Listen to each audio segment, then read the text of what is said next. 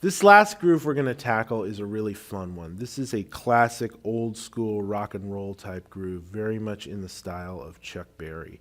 And the great thing about playing over grooves like this as a soloist is you can really take it in a lot of different directions, from a classic kind of blues or rock and roll approach to a little bit more of a jazz swing influence, and even into like rockabilly and classic country. And that's something that's going to be reflected a bit in these solo examples that I do.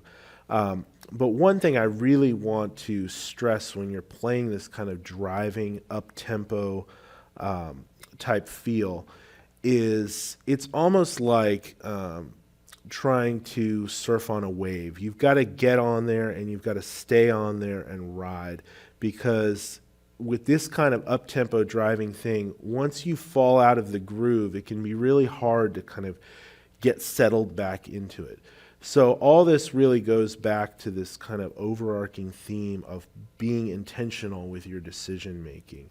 It's really a great habit if you can kind of make decisions before you play about what you want to say in your solo, and then kind of stick to it, because it's going to be a great guideline, and it's going to take out some of the guesswork and confusion when you're trying to put together a solo, right? So if I have, for instance, like a motif or a theme, right?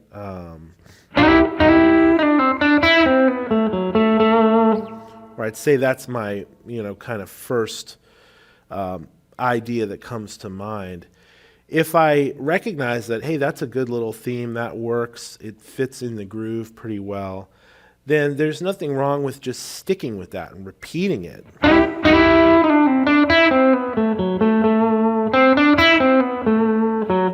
And then hearing how that can lead to the next thing and how you can vary that up. But making those concise decisions about what things you're going to play, and then having a framework, a sense of like, well, I can repeat that phrase here, I can come back to that phrase, this certain spot in the solo.